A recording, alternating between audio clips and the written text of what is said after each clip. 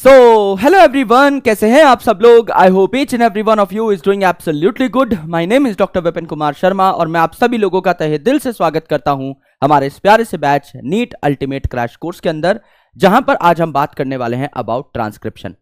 So in the last lecture हम लोग central dogma की पढ़ाई को स्टार्ट कर चुके थे और हम लोग उसके पहले स्टेप यानी डीएनए रेप्लिकेशन को बखूबी समझ चुके थे। हम लोगों ने लास्ट लेक्चर में ये देखा कि कैसे डीएनए अपनी खुद की कॉपीज बना सकता है।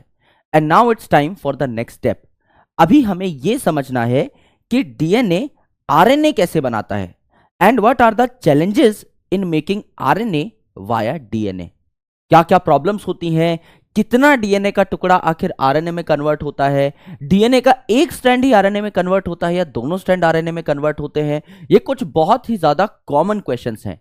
डीएनए रेप्लिकेशन वाज मोर और लेस कॉमन, जो कि हम लोगों ने पढ़ी, लेकिन ट्रांसक्रिप्शन की जब आप बातें करते हैं तो प्रोकैरियोट और यूकैरियोट्स में कुछ कॉन्सिडरेबल डिफरेंसेस भी हमारे सामने आते हैं, जिनको आपको पढ़ना होता है, समझना होता है और यहां से क्वेश्चंस भी आपसे पेपर में पूछे जाते हैं।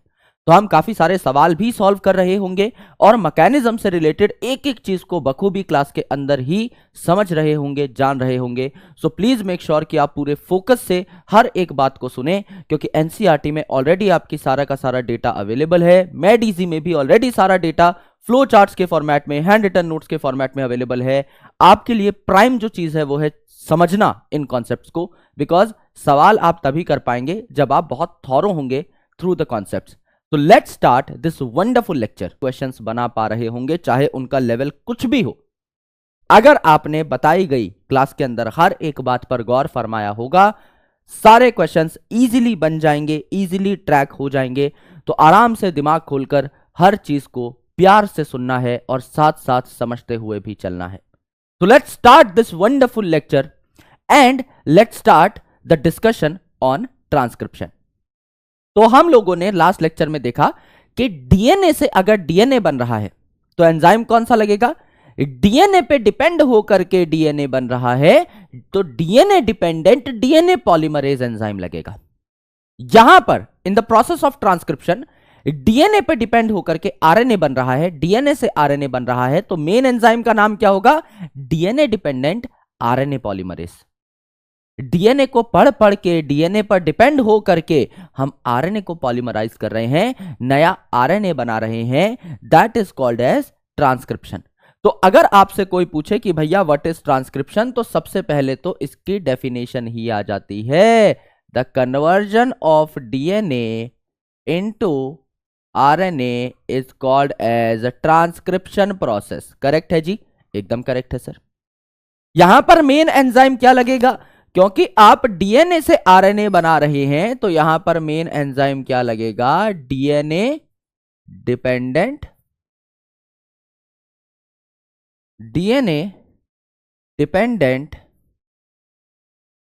RNA polymerase.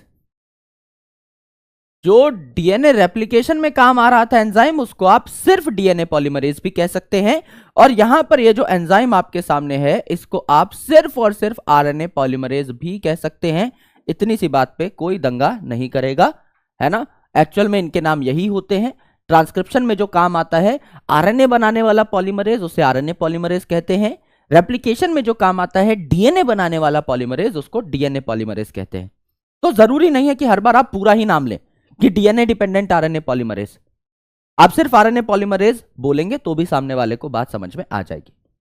यहां पर आप डीएनए से आरएनए तो बनाते हैं, लेकिन कैसे बनाते हैं भैया, यह भी तो हम जान लें।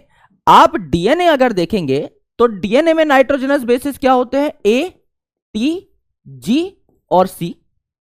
यानी यहां पर आपको पता है अच्छे तरीके से कि एडेनिन आपका थाइमिन के साथ 2 हाइड्रोजन बॉन्ड बनाता है, साइटोसिन आपका ग्वानिन के साथ 3 हाइड्रोजन बॉन्ड बनाता है।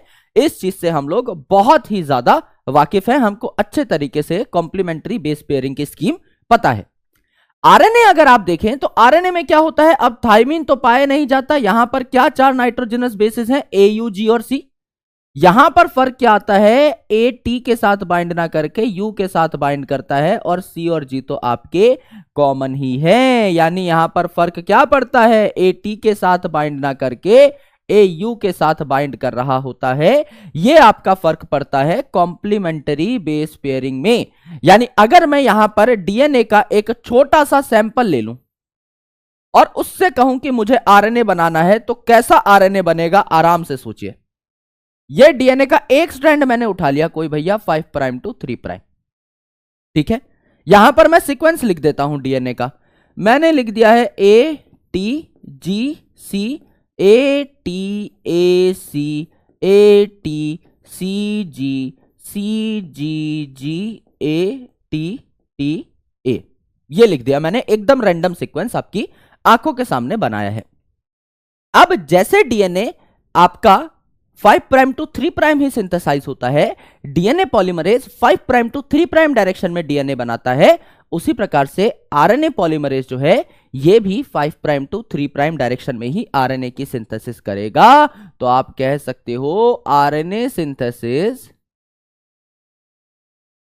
Also takes place in RNA synthesis also take place in 5 prime to 3 prime direction. नया आरएनए यहां पर भी 5 प्राइम टू 3 प्राइम डायरेक्शन में ही बनता है। यानी अगर आप आरएनए बनाना चाहते हैं तो वो यहां से बनना शुरू होगा, करेक्ट। और यहां पर आपका नया नया नया नया आरएनए आता रहेगा और तैयार होता रहेगा, करेक्ट है। तो हम यहां पर एक आरएनए बनाने की कोशिश कर लेते हैं। यहां पर हम एक आरएनए बनाने की कोशिश कर लेते हैं। थोड़ा सा इसको साइड में लगा लेते हैं जिससे बराबर डिस्टेंस आ जाए, करेक्ट है। तो ये 5 प्राइम टू 3 प्राइम बनेगा, इस दिशा में ये आपका बन रहा होगा। ए के बगल में क्या आना चाहिए भैया? सर ए के बगल में यू आना चाहिए आरएनए में, तो टी के बगल में ए आना चाहिए, टी के बगल में ए आना चाहिए, ए के बगल में यू आना चाहिए, जी के बगल में C, C G, C G, A U G, U A U G, C A U, ये आना चाहिए, आना चाहिए। यहां पर डिफरेंस क्या हुआ? डिफरेंस ये हुआ कि ए के साथ यू आया, है ना, ए के साथ यू आया, यहां पर टी की जगह यू आया। अगर डीएनए बन रहा होता तो ए के सामने टी आता, यहां यू आया, ए के सामने यू आया, है ना, ए के सामने यू आया, ए के सामने यू आया, ए के सामने यू आया, ए के सामने यू आया। Only this is the difference. Otherwise अगर यहां पर हम डीएनए से डीएनए ही बना रहे होते, रेप्लिकेशन कर रहे होते, तो यहां पे यू की जगह सिर्फ टी लिखा हुआ होता। यही तो फर्क होता। कल हमने डीएनए से डीएनए बनाया, दिस वाज द थिंग। ए के सामने हमने टी लिखा, सी के सामने हमने जी लिखा और नया स्ट्रैंड तैयार हो गया। यहां पर भी अगर आप देखें तो इस आरएनए के बनते टाइम ये जो यू आएगा ना, ये कैसा आएगा भैया? क्या ये यूटीपी आएगा? मैंने आपको कल क्या बताया था डीएनए रेप्लिकेशन में? अगर ए जुड़ रहा है तो एटीपी आएगा, एडेनोसिन ट्राइफॉस्फेट।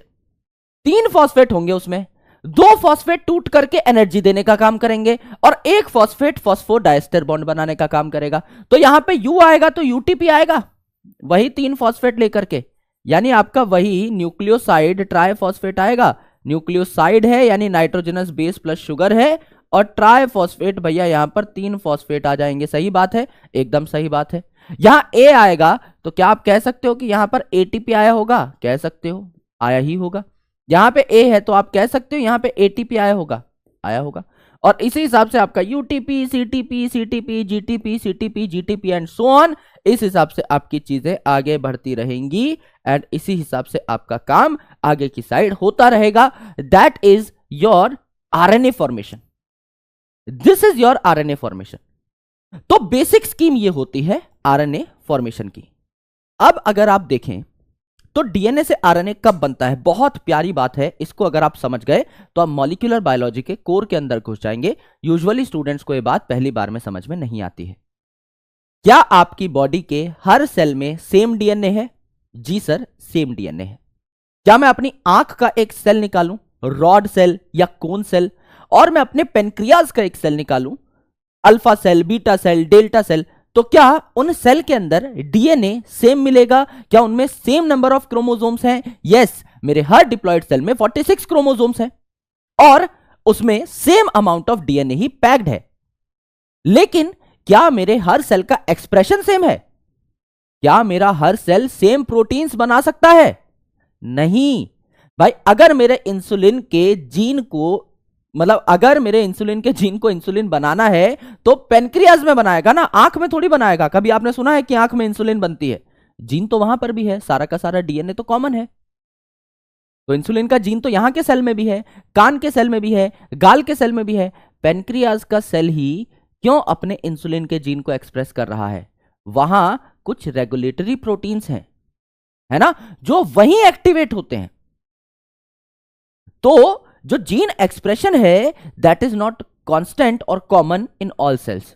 हर सेल अपनी अपनी जरूरत के प्रोटीन्स बनाता है, अपनी जरूरत के हिसाब से। पैनक्रियाज में किसी चीज की जरूरत है वो प्रोटीन बनेगा। डीएनए का एक छोटा सा टुकड़ा जो जीन होगा वो आरएनए में कन्वर्ट होगा, वो प्रोटीन में कन्वर्ट होगा। और किसी जीन की अगर वहां पर जरूरत नहीं है तो वो नहीं कन्वर्ट होगा प्रोटीन में। कुछ जीन्स इनएक्टिवेटेड रहेंगे काफी सेल्स के अंदर। यानी अगर आप एवरेज मान के चलें, ये आप ह्यूमन जीनोम प्रोजेक्ट में 2 लेक्चर बाद पढ़ेंगे, लेकिन अभी के लिए अगर आप मान के चलें कि जस्ट फॉर रेफरेंस आपके हर सेल के अंदर 25,000 जीन है, तो क्या वो 25 के 25,000 जीन्स आरएनए बनाएंगे? क्या वो 25 के 25,000 आरएनए 25,000 प्रोटीन बनाएंगे? क्या आपके सेल को 25 के 25,000 प्रोटीन्स की जरूरत है? नहीं। और क्या आपको सारे प्रोटीन्स की जरूरत एक साथ है अपने शरीर में? नहीं। जब जिस प्रोटीन की रिक्वायरमेंट होगी, जब जिस एंजाइम की रिक्वायरमेंट होगी, तब वो बनाएंगे। कंटिन्यूअसली किसी एंजाइम को बनाते रहना तो एनर्जी का एक लॉस है ना भाई। तो हम क्यों इतनी एनर्जी बर्बाद करेंगे? तो एक तो जिस सेल में जिस प्रोटीन की जरूरत है वही बनाएंगे, दूसरा जब जरूरत है तभी बनाएंगे, हमेशा नहीं बनाते रहेंगे। इसको कहते हैं कॉन्स्टिट्यूटिव सिक्रीशन। कई चीजें लगातार बनती रहती हैं, उन्हें कॉन्स्टिट्यूटिव कहते हैं कि हाँ ये तो बनता ही रहेगा। हमारी बॉडी में ऐसे बहुत कम जीन्स हैं जो हमेशा हमेशा एक्सप्रेस करते रहते हैं। बाकी जिस जीन की हमें जरूरत है तब हम उसको एक्सप्रेस कराएंगे, डीएनए से आरएनए प्रोटीन बनाएंगे और हमारा काम चल जाएगा। हमेशा कुछ कुछ बनाते रहना जरूरी नहीं होता। तो डीएनए जब आपने देखा तो एस फेज में जब डीएनए रेप्लिकेट कर रहा था तो कंप्लीट आपके सेल का जितना डीएनए है पूरा ही रेप्लिकेट करता है।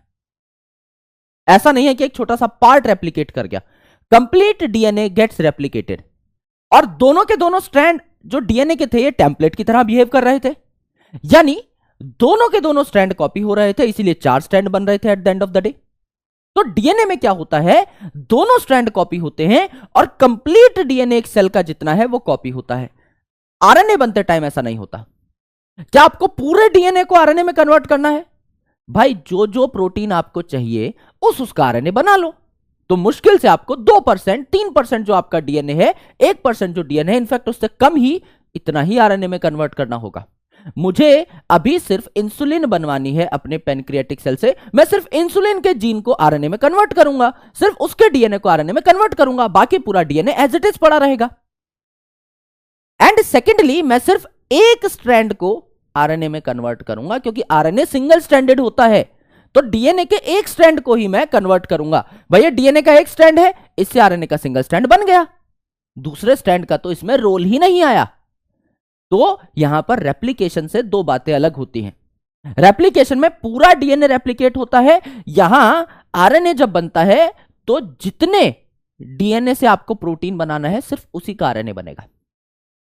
सेकेंडली रेप्लिकेशन में दोनों के दोनों स्ट्रैंड्स रेप्लिकेट हो रहे होते हैं डीएनए के, यहां एक स्ट्रैंड से ही काम चल जाएगा। क्यों दोनों स्ट्रैंड रेप्लिकेट यहां ट्रांसक्राइब नहीं होते, सॉरी, एक बार उसको हम लोग समझ लेते हैं, आराम से देखिए। यहां पर मैं एक डीएनए बना देता हूं, यहां पर लेट्स डू वन थिंग कि मैं एक डीएनए बना देता हूं, ठीक है। ये डीएनए के 2 स्ट्रैंड है भैया जी, है जी। अब हम क्या कर लेते हैं, यहां लिख लेते हैं 5 प्राइम टू 3 प्राइम ओरिएंटेशन, यहां उल्टे में 5 prime to 3 prime orientation, correct है। यहां हमने लिखा ATGC ATAC ATTA ATCGG, ये हमारा एक सीक्वेंस है। इसी का कॉम्प्लीमेंट्री सीक्वेंस अगर मैं दूसरे स्टैंड पे बनाऊंगा तो ए के सामने टी, टी के सामने ए, जी के सामने सी, सी के सामने जी, ए के सामने टी, टी के सामने ए के सामने टी, सी के सामने जी, ए के सामने टी, टी के सामने ए, टी के सामने ए के सामने टी, ए के सामने सी, आपका टी के सामने ए, सी के सामने जी, सी, सी। करेक्ट हो गया, एकदम करेक्ट हो गया। यह हमारा डबल स्टैंडर्ड डीएनए है जी, this is our double standard DNA. Correct है, डबल स्टैंडर्ड डीएनए है। अब आप क्या करिए, अब आप इस डबल स्टैंडर्ड डीएनए से आरएनए बनाने की कोशिश करिए। समझ लीजिए ऊपर वाला स्टैंड है, इसका मैंने आरएनए बना दिया, ऊपर वाला स्टैंड है इसका मैंने आरएनए बना दिया, जिसको हम स्काई ब्लू कलर से डिनोट कर देते हैं, और नीचे वाला स्टैंड है इसका भी हम लोगों ने क्या बना दिया, आरएनए बना दिया। करेक्ट है, करेक्ट है सर। ऊपर वाले स्टैंड का आरएनए बनाओ, ऊपर वाले स्टैंड का आरएनए बनाओ। ये 5 प्राइम टू 3 प्राइम है तो इसका कॉम्प्लीमेंट्री उल्टा बनेगा, यहां 3 प्राइम था, यहां 5 प्राइम आएगा, यहां 3 प्राइम आएगा। इस दिशा में बनेगा आरएनए 5 प्राइम टू 3 प्राइम। बनाते जाओ। जी के सामने क्या आएगा भैया, सी आएगा सर, जी के सामने सी आएगा, सी के सामने जी आएगा, टी के सामने यू, ए आएगा ना, यहां पे ए आएगा, ए के सामने यू आएगा। करेक्ट, फिर ए के सामने यू आएगा, टी टी आ गया तो ए आ जाएगा। करेक्ट, ए सी तो ए के सामने यू, सी के सामने जी, देन आपका ए है तो इसके सामने यू, टी के सामने ए, देन उसके बाद ए के सामने यू, एंड देन आपका सी जी तो आ जाएगा यहां पर जी सी, एंड आपका आ जाएगा टी ए तो टी के सामने आ जाएगा ए और ए के सामने आ जाएगा यू। क्या ये कंडीशन बनेगी? बनेगी सर। और नीचे अगर आप देखें तो ये 3 प्राइम है तो यहां पर आपका 5 प्राइम टू 3 प्राइम, इस दिशा में आपका आरएनए बनेगा। ठीक है, इस दिशा में आरएनए बनेगा। टी के सामने क्या आएगा जी, टी के सामने आएगा ए के सामने क्या आएगा यू, फिर है सी जी तो यहां आ जाएगा जी सी, फिर आ जाएगा टी ए टी तो आपका आ जाएगा ए यू ए, फिर आ जाएगा टी तो यहां पर आ जाएगा ए, है ना, नहीं टी ए टी आ जाएगा ना, T A T A U A आ गया। इसके बाद क्या आ गया आपका जी टी ए तो आ गया जी टी ए तो यहां आ गया आपका सी, यहां आ गया ए, यहां आ गया यू, यहां आ गया यू, यहां आ गया ए, यहां आ गया ए, यहां आ गया यू, यहां आ गया सी, यहां आ गया जी, यहां आ गया जी। ये कंडीशन है, ये कंडीशन है sir.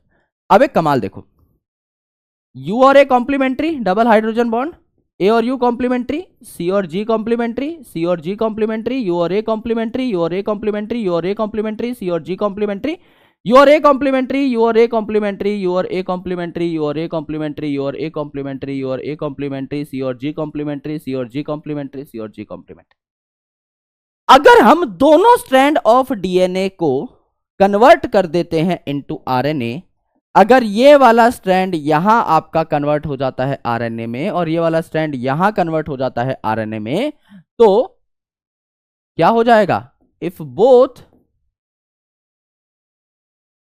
DNA strands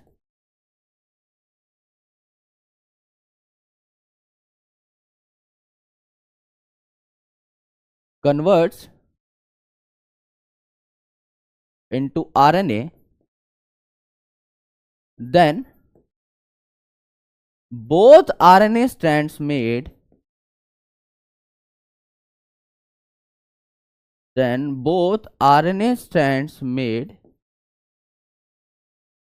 will be complementary। तो दोनों के दोनों आरएनए स्ट्रैंड जो बने ये आपके कॉम्प्लीमेंट्री हो जाएंगे, therefore they can make double stranded RNA. ये आपका डबल स्ट्रैंडेड आरएनए बना सकते हैं। और डबल स्ट्रैंडेड आरएनए की एक प्रॉब्लम है दोस्त, जो सिंगल स्ट्रैंडेड आरएनए होता है वो चुपचाप जाकर के राइबोसोम से बाइंड कर सकता है, प्रोटीन फैक्ट्री से बाइंड कर सकता है टू मेक प्रोटीन। ये डबल स्ट्रैंडेड आरएनए है, ये इनएक्टिव हो जाता है, it can not bind to ribosome, यानी ये प्रोटीन बना ही नहीं पाएगा। और हमारा तो अल्टीमेट मोटो ही था प्रोटीन बनाना, उसमें हम फेल हो गए। यानी अगर आप देखें तो ये डबल स्ट्रैंडेड आरएनए जो है it can't bind to ribosome, therefore can't make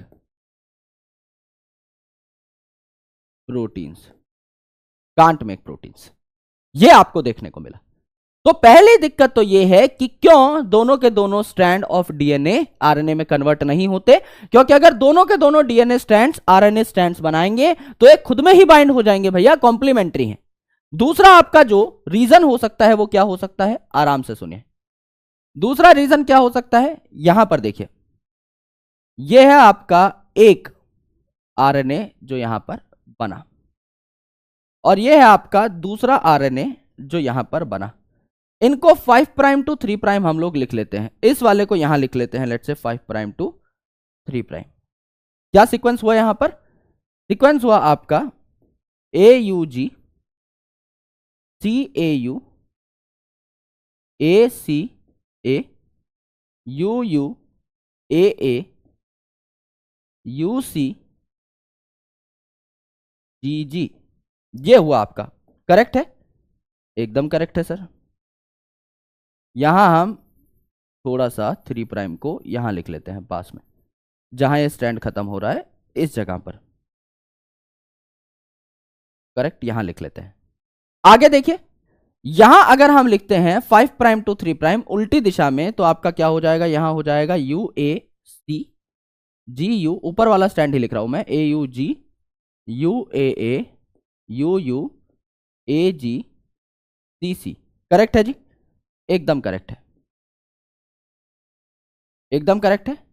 ये आपने लिखा, ये आपने लिखा यहां पर 5 प्राइम टू 3 प्राइम, ठीक है। अब आपको पता है कि आरएनए के अंदर ये तीन तीन जो आपके न्यूक्लियोटाइड्स हैं ये मिलकर के कोडॉन बनाते हैं, यानी एक अमीनो एसिड को गिव राइज कर रहे होते हैं। यहां पर 5 प्राइम टू 3 प्राइम देखो, पहला अमीनो एसिड क्या बना, CCG बना, let's say sky blue colour का। यहां 5 प्राइम टू 3 प्राइम आप देखोगे तो क्या बन रहा है, AUG। क्या ये CCG से सेम है, नहीं। यहां देख लो भैया आगे, ये बन रहा है AUU, let's say green colour का। और ये देख लो आप, क्या ये AUU बन रहा है, CAU बन रहा है, ये आपका अलग है।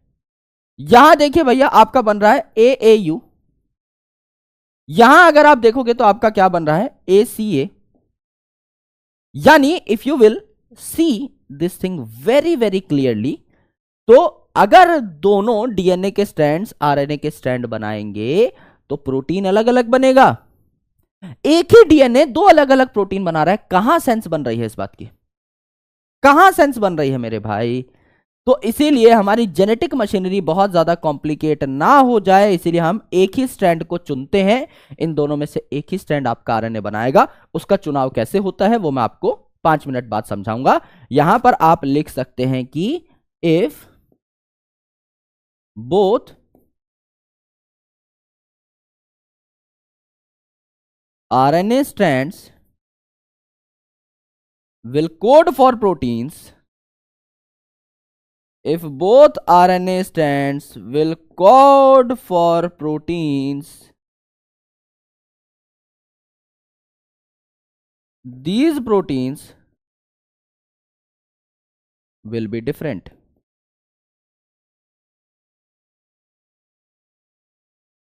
These proteins will be different. Therefore, genetic machinery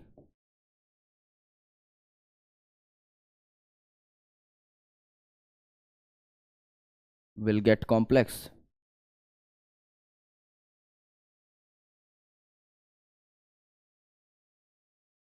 genetic machinery will get complex.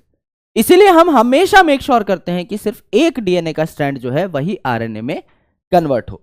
Second important चीज क्या है यहां पर, यहीं पर आप चाहो तो लिख सकते हो, यहीं पे साथ साथ आप चाहो तो लिख सकते हो, only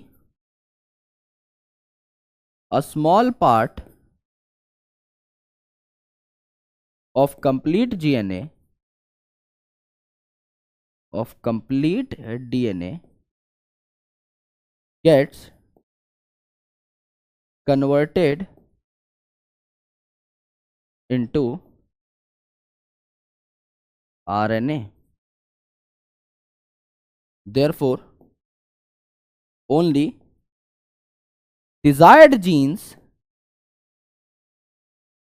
are transcribed.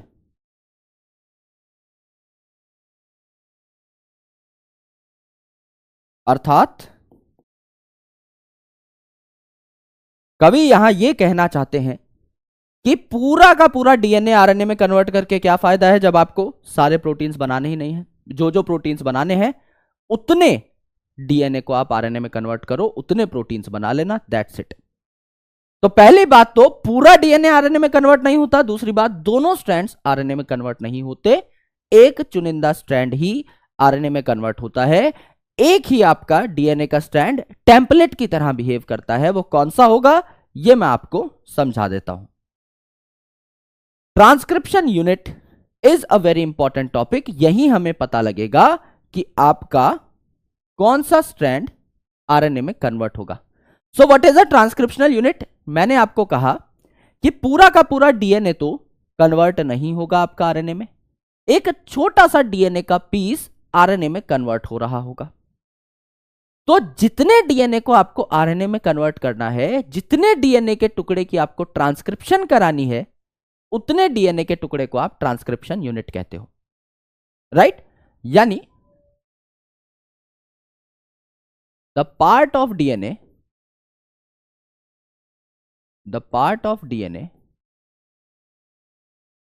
that needs to be transcribed is called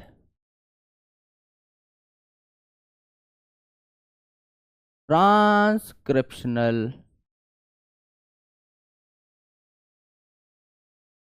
unit. और इस ट्रांसक्रिप्शनल यूनिट के 3 पार्ट होते हैं। तो आप कह सकते हो इट हैज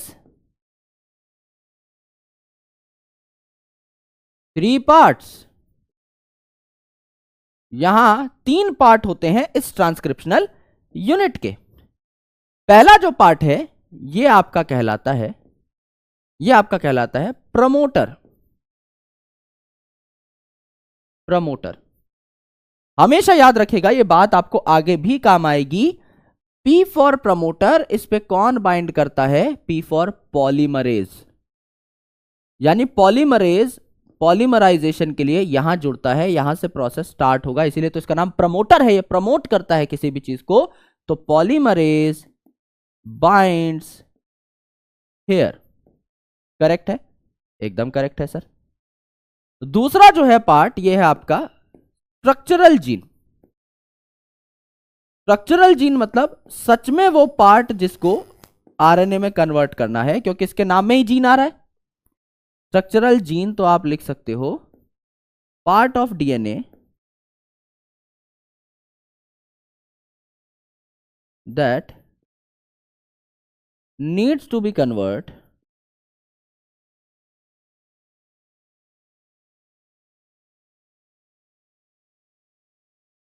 इनटू आरएनए। ये है आपका स्ट्रक्चरल जीन। ये सच में ही वो जीन है जिसको आपको आरएनए में कन्वर्ट करना है। और तीसरा आपका पार्ट क्या है भैया? तीसरा आपका पार्ट है टर्मिनेटर। प्रमोटर जहां से चीजें शुरू हो रही हैं, टर्मिनेटर जहां पर चीजें टर्मिनेट हो जाएंगी, जहां पर चीजें एंड हो जाएंगी। तो प्रमोटर और टर्मिनेटर, स्टार्टिंग पॉइंट और एंड पॉइंट के बीच में है स्ट्रक्चरल जीन, जिसको आपको क्या करना है? जिसको आपको ट्रांसक्राइब कराना है, जिसको आपको आरएनए में कन्वर्ट करना है।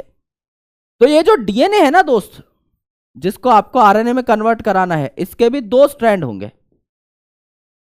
इसके भी 2 स्ट्रैंड्स होंगे। पहला जो स्ट्रैंड है वो आपका क्या हो जाएगा? पहला जो स्ट्रैंड है वो हो जाएगा टेम्पलेट स्ट्रैंड। टेम्पलेट स्ट्रैंड जो कि किस में कन्वर्ट होगा? आरएनए में। टेम्पलेट मतलब वही, इसको देख देख के हम आरएनए बनाएंगे। तो ये डीएनए का वो स्ट्रैंड है जिसको हम एमआरएनए में कन्वर्ट करते हैं, ये आपका टेम्पलेट स्ट्रैंड है। दूसरा जो स्ट्रैंड होगा भैया ये क्या हो जाएगा, ये हो जाएगा coding strand. Coding strand, coding strand का क्या मतलब हो गया भाई, कोडिंग स्ट्रैंड का मतलब ये हो गया that it is the reference point. Frame of reference बोलते हैं ना फिजिक्स में, ये आपका रेफरेंस पॉइंट है। कैसा रेफरेंस पॉइंट सर, हम ये कहेंगे कि कोडिंग स्ट्रैंड के 5 प्राइम पोजीशन पे प्रमोटर पाया जाता है और कोडिंग स्ट्रैंड के 3 प्राइम एंड पे टर्मिनेटर पाया जाता है।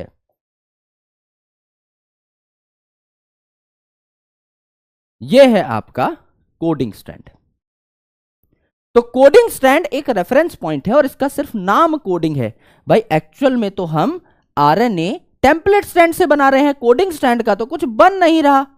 तो एक्चुअल में it do not code for anything, नाम सिर्फ दिल रखने के लिए दे दिया है कि तुम भी कोडिंग हो, पर ये किसी चीज के लिए कोड नहीं करता। It do not code for anything, किसी भी चीज के लिए कोड नहीं करता, सिर्फ नाम कोडिंग स्टैंड दे दिया है कि भैया इसके दिल को बुरा ना लग जाए। हालांकि कोड तो ये कर रहा है, टेम्पलेट स्टैंड जो है ये आरएनए में कन्वर्ट हो रहा है और जो आरएनए में कन्वर्ट होगा वही प्रोटीन बनाएगा। तो एक्चुअल में कोड कर रहा है ये वाला, लेकिन इसको कोडिंग स्टैंड बोल दिया कि यार आपको फ्रेम ऑफ रेफरेंस मान लेंगे कि आपके 5 प्राइम पे प्रमोटर होगा, 3 प्राइम पे टर्मिनेटर होगा, आप करता धरता हो, ऐसा इसको बोल करके इसके मन को तसल्ली दी गई है जिससे कि ये भी खुश रहे, मौज मस्ती करता रहे। ये इसको हमने समझाया। अब ट्रांसक्रिप्शन यूनिट में देखिए, लेट से यहां पर एक स्ट्रैंड चल रहा है 5 प्राइम टू 3 प्राइम और एक स्ट्रैंड चल रहा है आपका उल्टा 5 प्राइम टू 3 प्राइम। करेक्ट है, एकदम करेक्ट है सर। अगर ये 5 प्राइम टू 3 प्राइम जा रहा है, 5 प्राइम टू 3 प्राइम जा रहा है, तो मेरे दोस्त यहां पर आपका क्या पाया जाएगा? अगर मैं इन दोनों स्ट्रैंड के नाम लिख दूं तो यहां पर क्या पाया जाएगा, खुद बताइएगा। अगर मैं ऊपर वाले स्ट्रैंड का नाम लिख दूं टेम्पलेट स्ट्रैंड, ठीक है, रैंडमली मैं केस ले रहा हूं, इसका नाम मैं लिख दूं टेम्पलेट स्ट्रैंड और इसका नाम मैं रख दूं टेम्पलेट का उल्टा दैट इज कोडिंग स्ट्रैंड, तो क्या होगा भैया? टेम्पलेट स्ट्रैंड और कोडिंग स्ट्रैंड मैंने यहां पर नाम लिख दिया है। मैंने कहा था coding strand is the frame of reference. Coding strand के 5 प्राइम एंड पर मैंने क्या लिखा था? कोडिंग स्ट्रैंड के 5 प्राइम एंड पर प्रमोटर होता है, 3 प्राइम एंड पे टर्मिनेटर होता है। तो कोडिंग स्ट्रैंड का 5 प्राइम एंड क्या ये प्रमोटर है? क्या ये प्रमोटर है? है भैया, थोड़ा ढंग से मिटा के लिख लेते हैं। क्या ये आपका प्रमोटर है? है। और यहां पर कोडिंग स्ट्रैंड का 3 प्राइम एंड है, क्या यहां पर ये टर्मिनेटर है? है भाई। अगर ये प्रमोटर है और ये टर्मिनेटर है, क्या इस दिशा में कभी भी आरएनए फॉर्मेशन शुरू हो सकती है? क्या टर्मिनेटर से शुरू हो सकता है कोई प्रोसेस? नहीं भाई। कहां से शुरू होगा भाई? प्रमोटर से शुरू होगा ना। ये 3 प्राइम है, मैंने क्या बताया था, आरएनए भी डीएनए की तरह 5 प्राइम टू 3 प्राइम जाता है।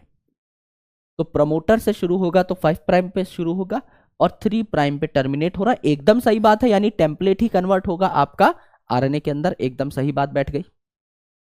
तो ये हो गया आपका टेम्पलेट स्ट्रैंड, ये हो गया आपका कोडिंग स्ट्रैंड, एंड यहां से यहां तक, यहां से यहां तक आपका क्या हो गया? स्ट्रक्चरल जीन हो गया। या यहां से यहां तक बोल लीजिए, आपका क्या हो गया? ये स्ट्रक्चरल जीन हो गया। तो इसको चाहो तो मिटा लो, ढंग से एक एरो हम लोग यहां पर बना सकते हैं। यहां से लेकर के यहां तक क्या हो गया भैया जी? यहां से लेकर के यहां तक आपका स्ट्रक्चरल जीन हो गया।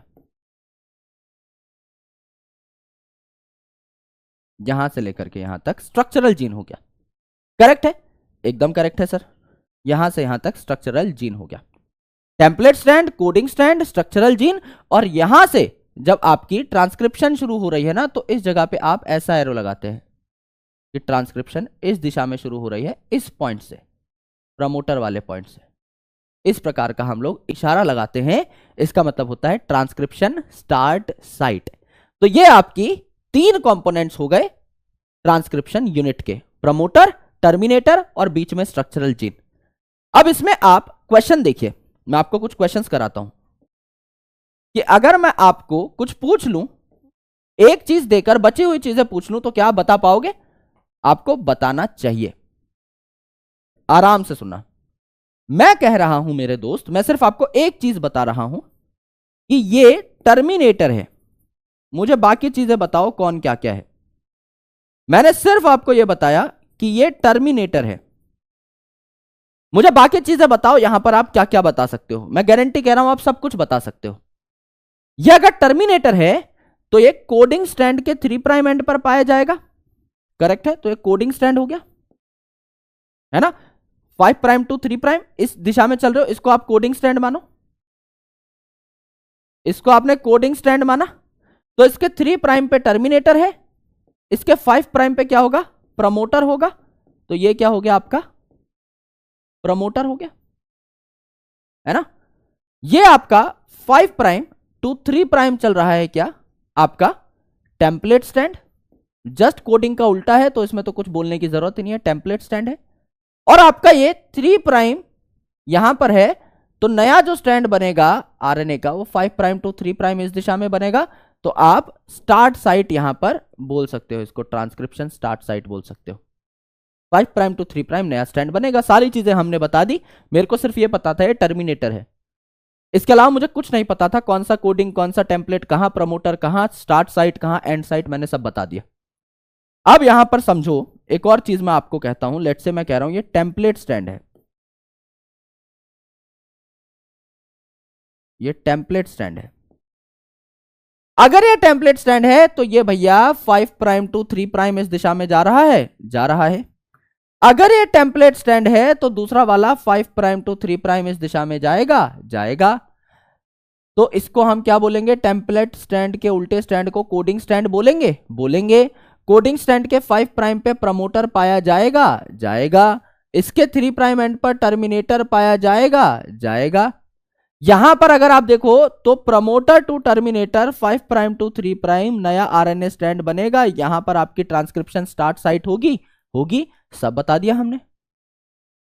यानी मुझे सिर्फ पिंक वाली इंफॉर्मेशन थी कि ये टेम्पलेट स्टैंड है, मुझे सारी बातें बता दो बाकी, या वहां मैंने बोल दिया सिर्फ टर्मिनेटर है, मुझे सारी बातें बता दो। क्या हमने बता दी? बिल्कुल बता दी, क्योंकि हम लोगों के कॉन्सेप्ट क्लियर हैं। एक बात से 5 बातें निकाली जा सकती हैं। आपको कोई बोले ये कोडिंग स्टैंड है, तो आपको पता लग गया कि कोडिंग स्टैंड कहां जा रहा है? 5 प्राइम टू 3 प्राइम। 5 प्राइम पे क्या होगा? प्रमोटर, 3 प्राइम पे टर्मिनेटर। तो सारी चीजें ऑटोमेटिकली क्लियर हो जाती हैं। आपको बस एक बार बेसिक कॉन्सेप्ट्स को, फंडामेंटल कॉन्सेप्ट्स को ढंग से समझना होता है, बाकी सारी चीजें आसानी से आपको समझ में आ जाती हैं, करेक्ट? अब हम पढ़ेंगे कॉन्सेप्ट सिस्ट्रॉन का, लेकिन उससे पहले थोड़ा सा चक्कर मार के आते हैं एनसीईआरटी का। अभी तक हमने जितनी चीजें सीखी हैं उसको हम लोग समझ लेते हैं ठीक तरीके से, जिससे कोई प्रॉब्लम ना हो। ट्रांसक्रिप्शन एक ऐसा प्रोसेस है जिससे आप डीएनए को कन्वर्ट कर देते हैं, किसमें? आरएनए के अंदर। तो यहां पर भी कॉम्प्लीमेंटेरिटी का प्रिंसिपल अवेलेबल होता है। बस ए की जगह आपका यहां पर क्या है? ए और टी की बॉन्डिंग की जगह ए और यू की बॉन्डिंग हो रही है, टी की जगह यू आ गया। कॉम्प्लीमेंटेरिटी यहां पर भी होगी, बस आपका थाइमीन की जगह यूरेसिल से बाइंड कर लेगा आपका एडेनिन, करेक्ट? तो यहां पर एडेनिन थाइमीन के साथ बॉन्ड ना करके एडेनिन यूरेसिल के साथ बाइंड कर लेगा, सिर्फ इतनी सी बात है। अब अगर आप देखें तो only a segment of DNA is copied into RNA. भैया जितना आपको एक्सप्रेस कराना है डीएनए, सिर्फ उतने को आरएनए में कन्वर्ट कराओगे। पूरे डीएनए को आरएनए में कन्वर्ट कराना energetically is not very feasible. तो यहां पर हम लोगों को बाउंड्रीज डिफाइन करनी पड़ती हैं कि कितने पार्ट को, कितने डीएनए के टुकड़े को हमें आरएनए में कन्वर्ट करना है। तो वही बाउंड्रीज तो हमने बनाई with the help of promoter and terminator, कि उसके बीच का जो पार्ट है वो आपका आरएनए में कन्वर्ट हो रहा होगा। तो दोनों के दोनों स्ट्रैंड्स जो हैं डीएनए के, ये भी कॉपी नहीं किए जा सकते। कंप्लीट डीएनए कॉपी नहीं होता यहां पर आरएनए में, और दोनों स्ट्रैंड्स भी कॉपी नहीं होते, क्योंकि अगर आप देखेंगे कि डीएनए के दोनों स्ट्रैंड को अगर हम आरएनए में कन्वर्ट करें तो इनके different sequence of amino acids बनेंगे, जिससे हमारी जेनेटिक मशीनरी बहुत ही ज्यादा कॉम्प्लेक्स हो जाएगी, कंफ्यूजिंग हो जाएगी। और अगर दोनों डीएनए के स्ट्रैंड आपका आरएनए में कन्वर्ट होंगे तो कॉम्प्लीमेंट्री आरएनए स्ट्रैंड्स भी बनेंगे, यानी ये दोनों के दोनों आरएनए स्ट्रैंड्स खुद में ही बाइंड हो जाएंगे and they will make a double stranded RNA, जो कि प्रोटीन नहीं बना सकता। तो अगर आप देखें एक यूनिट की डेफिनेशन जो कि ट्रांसक्राइब होती है, तो एक प्रमोटर जहां पॉलीमरेज बाइंड होता है, एक टर्मिनेटर जहां ये प्रोसेस एंड हो जाता है, एंड एक स्ट्रक्चरल जीन जिसको आपको कन्वर्ट करना होता है आरएनए में। तो यहां अगर आप देखें तो this is the template strand, this is coding strand. तो कोडिंग स्ट्रैंड के 5 प्राइम पे प्रमोटर है, करेक्ट। कोडिंग स्ट्रैंड के 3 प्राइम पे टर्मिनेटर है, करेक्ट। यहां प्रमोटर है तो ये 3 प्राइम है, तो यहां 5 प्राइम टू 3 प्राइम नया एंड बनेगा। यहां पर नया आपका स्ट्रैंड तैयार होने वाला है 5 प्राइम टू 3 प्राइम इस एंड से चलते हुए। तो this is transcription start site, और इस पूरे स्ट्रक्चरल जीन को यहां से लेकर के यहां तक, इस पूरे स्ट्रक्चरल जीन को हम लोग क्या कर रहे होंगे, आरएनए में कन्वर्ट कर रहे होंगे। इस स्ट्रैंड का हम लोग कुछ नहीं कर रहे, इसका सिर्फ नाम कोडिंग है, because we are taking it as a reference point, correct. तो डीएनए डिपेंडेंट आरएनए पॉलीमरेज यहां पर एंजाइम लगता है, जो बाइंड कहां करता है, पी फॉर पॉलीमरेज कहां बाइंड करेगा, पी फॉर प्रमोटर पे, और ये 5 प्राइम टू 3 प्राइम डायरेक्शन में ही आरएनए बनाता है। तो आपका एक टेम्पलेट लगेगा यहां पर, जिसको देख देख कर आप आरएनए बनाओगे, तो it is called as template strand, main strand.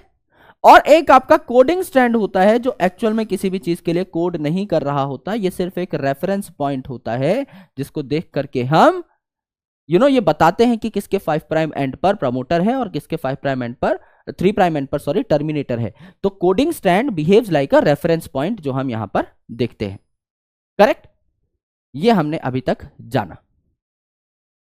तो प्रमोटर और टर्मिनेटर जो है ये आपके स्ट्रक्चरल जीन को कवर करते हैं एक तरीके से, क्योंकि स्ट्रक्चरल जीन के, ये जो स्ट्रक्चरल जीन है इन 2 पॉइंट्स के बीच, इसके एक एंड पे प्रमोटर है, एक एंड पे टर्मिनेटर है।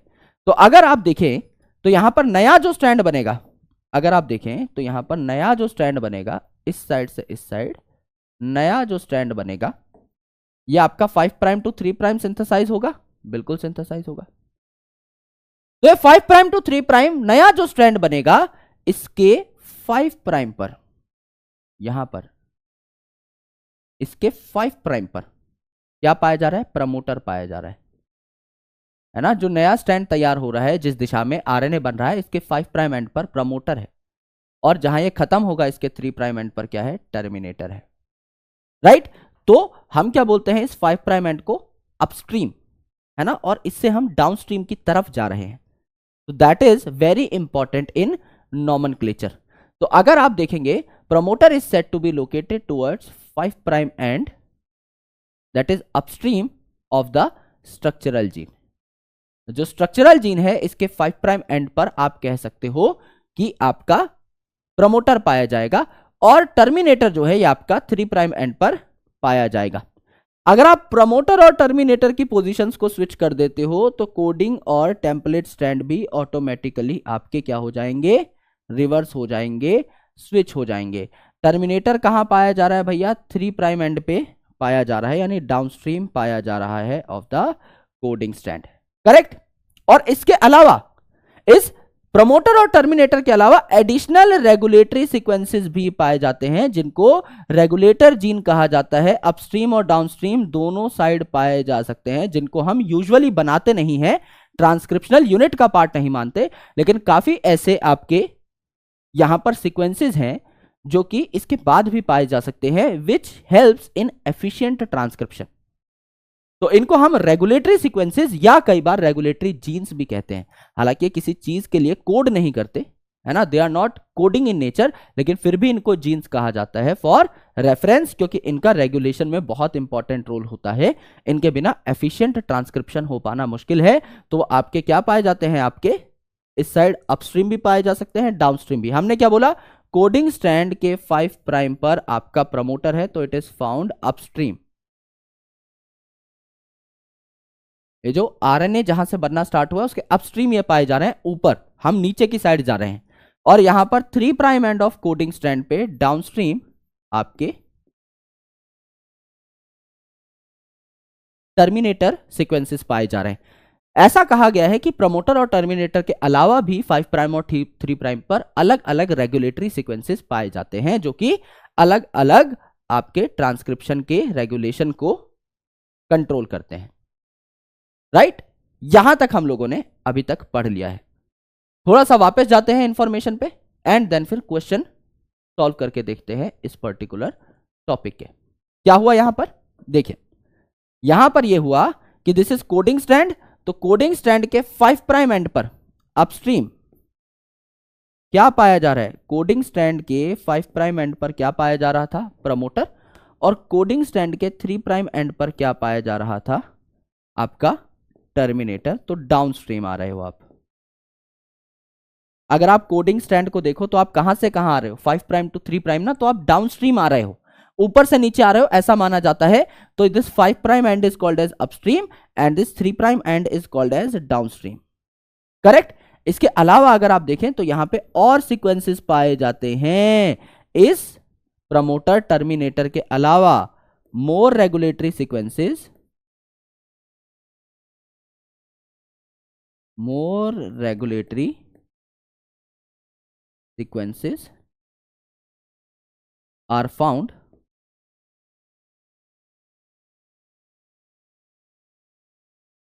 upstream and downstream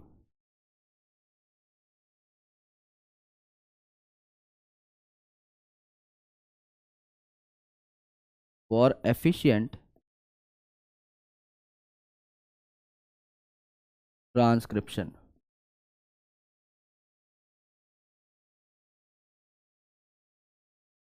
for efficient transcription upstream भी पाए जा सकते हैं, डाउनस्ट्रीम भी पाए जा सकते हैं। इन्हें रेगुलेटरी सीक्वेंसेस कहा जाता है, इन्हें रेगुलेटरी सीक्वेंसेस कहा जाता है, या प्यार से रेगुलेटरी जीन्स भी कहा जाता है, also called regulatory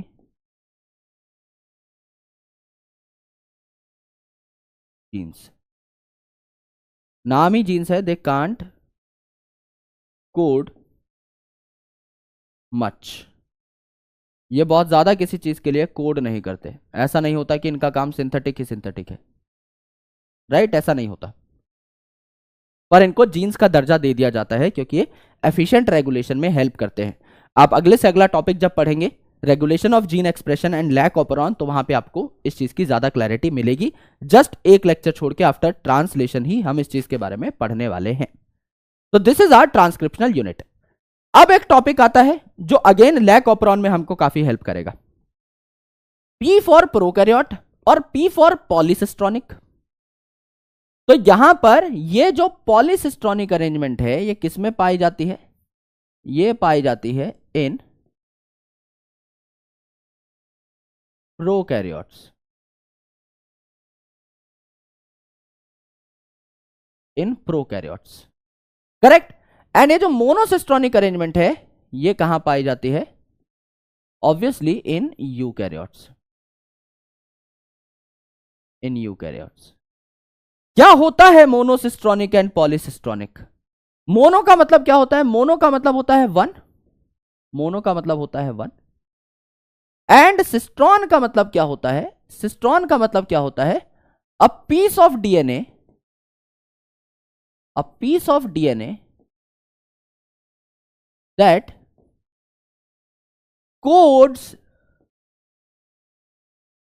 for a polypeptide। Polypeptide मतलब बहुत सारे पेप्टाइड बॉन्ड बन रहे हैं, काफी सारे अमीनो एसिड जुड़ गए हैं, तो आप इसको प्रोटीन भी कह सकते हो। हालांकि दोनों के डेफिनेशन में थोड़ा सा फर्क रहता है, लेकिन फिर भी आप इसे प्रोटीन मान सकते हो, because protein is also combination of amino acid, polypeptide is also a combination of amino acid. फर्क क्या है, पॉलीपेप्टाइड का साइज कंपैरेटिवली छोटा होता है, प्रोटीन टर्म हम लोग काफी बड़ी पॉलीपेप्टाइड के लिए इस्तेमाल करते हैं, जिसका साइज आपका 10,000 डाल्टन से भी ऊपर निकल जाता है, यूजुअली ऐसा माना जाता है। बायोकेमिस्ट्री के अंदर। हालांकि आप इंटरचेंजेबली यूज कर सकते हैं अपने लेवल पे, ऐसी कोई खास प्रॉब्लम नहीं है। तो आप ये कह सकते हैं कि ऐसा डीएनए का टुकड़ा जो आगे चल के आरएनए बनाए और आगे चल के आरएनए को प्रोटीन में कन्वर्ट कर दे, उसको हम सिस्ट्रॉन कहते हैं। यहां पर मोनोसिस्ट्रॉनिक अरेंजमेंट होती है यूकैरियोट में, यहां पॉलीसिस्ट्रॉनिक अरेंजमेंट होती है। सर ये क्या चक्कर है? अब मोनो और पॉली क्या है? मोनो और पॉली में वही फर्क है जो आपके घर के नॉर्मल बल्ब और दिवाली की लड़ी में है। मोनोसिस्ट्रॉनिक मतलब, मोनो का मतलब होता है वन, तो आप कह सकते हो one switch for one bulb. एक बल्ब जलाने के लिए एक स्विच है, एक आपने स्विच दबाया, एक बल्ब जला, दैट इज मोनोसिस्ट्रॉनिक अरेंजमेंट जो हमारे अंदर पाई जाती है। सर इसका मतलब कि यहां पर एक आपका प्रमोटर है, कॉमन प्रमोटर एंड ऑपरेटर है, जिससे आपका एक सिस्ट्रॉन, एक जीन कंट्रोल हो रहा है, दैट इज मोनोसिस्ट्रॉनिक अरेंजमेंट। एक प्रमोटर पे पॉलीमरेज आके बाइंड किया, P for promoter, P for polymerase बताया था। एक डीएनए का टुकड़ा है, उस पे पॉलीमरेज आकर बाइंड किया तो एक ही जीन एक्सप्रेस करेगा। यहां क्या है प्रोकैरियोट्स के अंदर? यहां क्या है भैया प्रोकैरियोट्स के अंदर? यहां प्रोकैरियोट में one switch but many bulbs.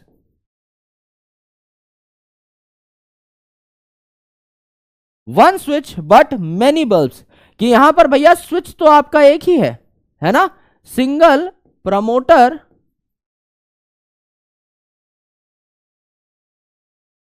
And operator है,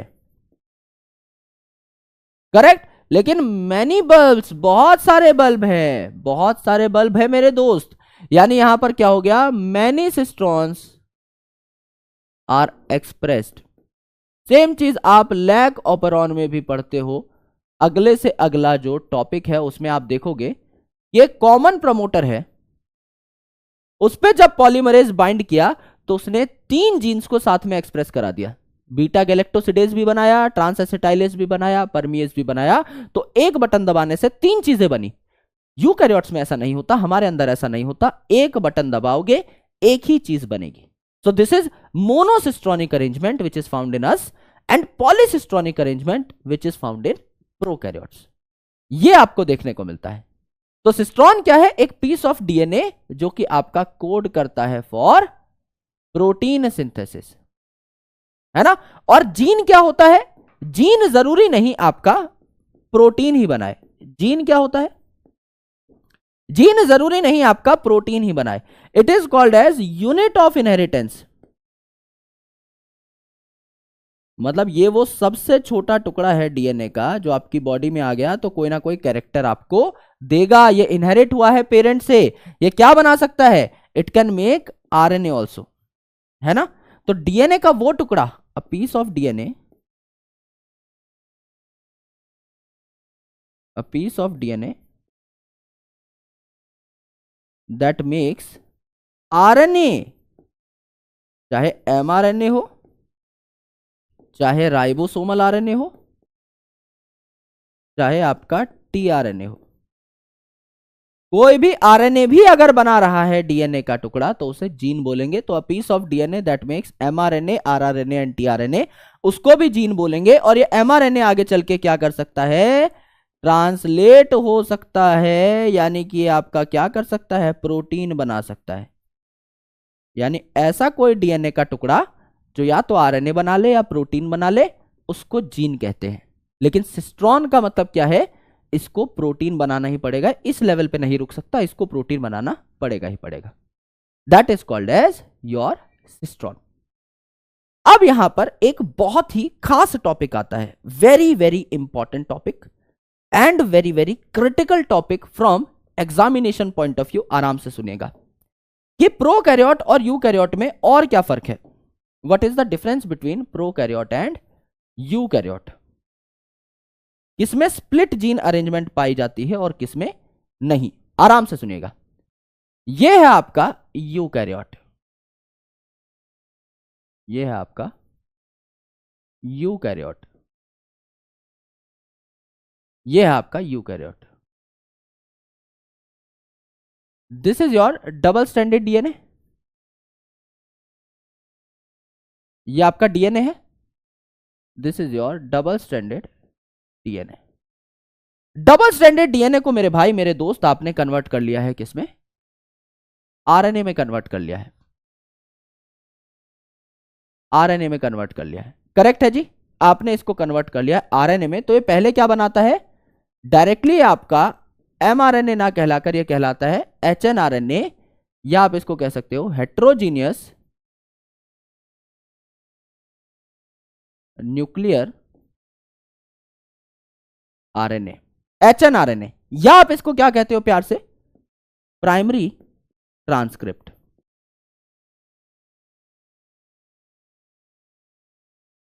प्राइमरी ट्रांसक्रिप्ट, करेक्ट है। तो आपने यहां पर एचएनआरएनए बनाया। एचएनआरएनए का मतलब क्या होता है? एचएनआरएनए का मतलब यहां पर कुछ आपके कोडिंग सीक्वेंसेस भी हैं और कुछ नॉन कोडिंग सीक्वेंसेस भी हैं। ठीक है, आराम से सुनिएगा दोस्त। यहां पर ये जो स्काई ब्लू वाला पार्ट है, लेट से स्काई ब्लू वाला पार्ट है, लेट से ये आपका क्या है? जो स्काई ब्लू वाला पार्ट है ये आपका क्या है? एक्सॉन। एक्सॉन मतलब काम का आरएनए, जो कि आपका मैच्योर्ड आरएनए में प्रेजेंट रहेगा। Matured RNA will contain it, मतलब ये काम का आरएनए है जो आगे चल के प्रोटीन बनाएगा, उसे हम एक्सॉन कहते हैं। और ये बीच बीच का जो हरा भरा पार्ट है इसको हम क्या कहते हैं? इंट्रॉन कहते हैं, इंट्रॉन्स कहते हैं। Not present in matured RNA. Matured RNA में ये नहीं आपका पाया जाएगा। ठीक है, तो हमको क्या करना होता है? हमको ये जो आपका एचएनआरएनए है इसको कन्वर्ट करना होता है किसमें? एमआरएनए के अंदर। तो ये हरा भरा पार्ट हम हटा देंगे और आपका छोटा सा ये आरएनए बचेगा, सिर्फ स्काई ब्लू कलर का। इसको हम क्या कहते हैं? एमआरएनए कहते हैं, या हम क्या कहते हैं? Matured processed RNA. हम कहते हैं मैच्योर्ड प्रोसेस्ड आरएनए, मतलब ये जो आपका आरएनए है इसमें अब इंट्रॉन नहीं है, ओनली एक्सॉन्स यहां पर पहुंचे हैं, ओनली एक्सॉन्स यहां पर पहुंचे हैं। और ये ओनली एक्सॉन्स हैं तो ये क्या करेंगे? आपके प्रोटीन को गिव राइज कर देंगे, यानी ये आगे चल के ट्रांसलेट करेंगे एंड ये आगे चल के क्या बना लेंगे? अपना प्रोटीन बना लेंगे, आगे चल के अपना प्रोटीन बना लेंगे। This is the case of eukaryotes. तो यूकैरियोट्स में आपका एक्सॉन और इंट्रॉन साथ में पाए जाते हैं, यानी बीच में आप देख रहे हो तो एक्सॉन है, बीच में आपका स्प्लिट कर दिया है उसको इंट्रॉन ने, फिर एक्सॉन है, फिर स्प्लिट कर दिया है इंट्रॉन ने, यानी यहां पर क्या पाई जाती है? स्प्लिट जीन अरेंजमेंट पाई जाती है। ये जो एक्सॉन है इसको स्प्लिट कर रहे हैं इंट्रॉन्स बीच बीच में, तो यहां पर आपका स्प्लिट जीन अरेंजमेंट पाई जाती है। जबकि अगर आप प्रोकैरियोट्स में देखें, जबकि अगर आप प्रोकैरियोट्स में देखें तो आपको क्या देखने को मिलता है? तो आपको देखने को मिलता है कि ये है आपका डीएनए, ये है आपका डबल स्ट्रैंडेड डीएनए, और ये डबल स्ट्रैंडेड डीएनए का टेम्पलेट स्ट्रैंड, एक स्ट्रैंड आपका कन्वर्ट हो जाएगा किसमें? एमआरएनए में डायरेक्ट। कोई प्रोसेसिंग की रिक्वायरमेंट यहां नहीं होती और ना यहां पर कोई इंट्रॉन्स होते, सिर्फ एक्सॉन्स होते हैं, ओनली एक्सॉन्स आर प्रेजेंट। तो ये एचएनआरएनए बनना, उसका प्रोसेस होना, ये सारी जो तकलीफें हैं ये खत्म हो जाती हैं, ओनली एक्सॉन्स आर प्रेजेंट। तो आपका यहां पर एमआरएनए बन जाता है। फिर ये एमआरएनए किस में कन्वर्ट हो जाता है? आपका प्रोटीन में कन्वर्ट हो जाता है। यानी यूकैरियोट्स में आपका स्प्लिट जीन अरेंजमेंट पाई जाती है, जबकि प्रोकैरियोट्स में आपकी कोई स्प्लिट जीन अरेंजमेंट नहीं पाई जाती no split gene arrangement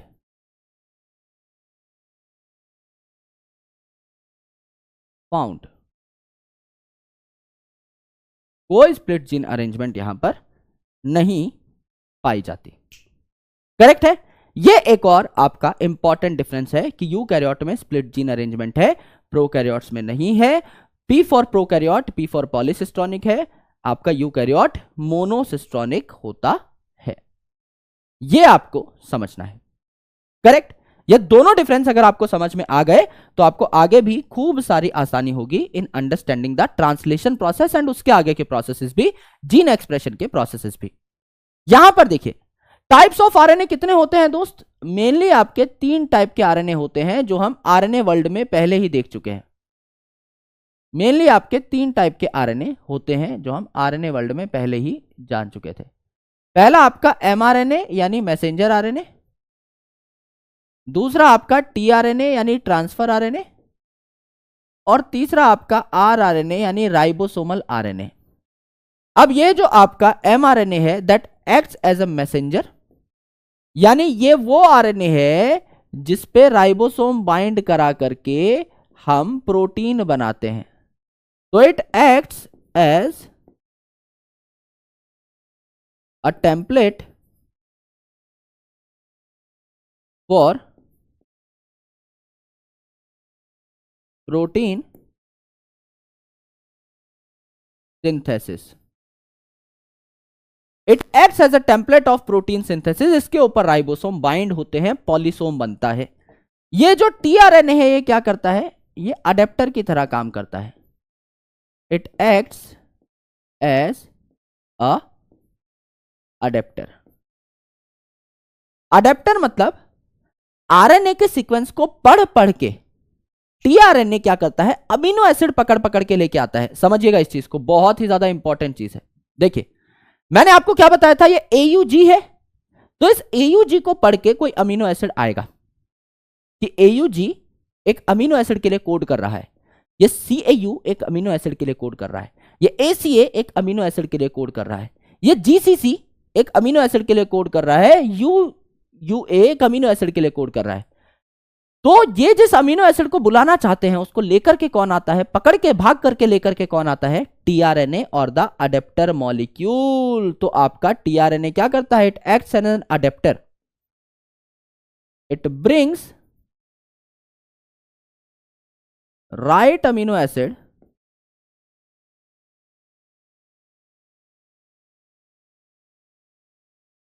according to codon read. Codon को पढ़ पढ़ के सही अमीनो एसिड को पकड़ पकड़ के लेके आता है। और आरआरएनए क्या कर सकता है? नाम है आरआरएनए, राइबोसोमल आरएनए, तो स्ट्रक्चरल है भाई। नाम है राइबोसोमल आरएनए, तो क्या करेगा? Makes ribosome.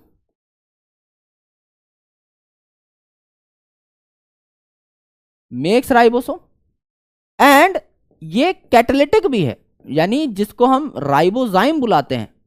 ऐसा आरएनए जो एंजाइम की तरह काम करे, राइबोजाइम जो है वो भी यही है आपका 23S आरआरएनए, वो भी आपका यही है, वो भी आपका यही है। तो it can be a messenger, it can be an adapter, it can be structural, it can be catalytic. ये हैं आपके अलग अलग टाइप के आरएनए।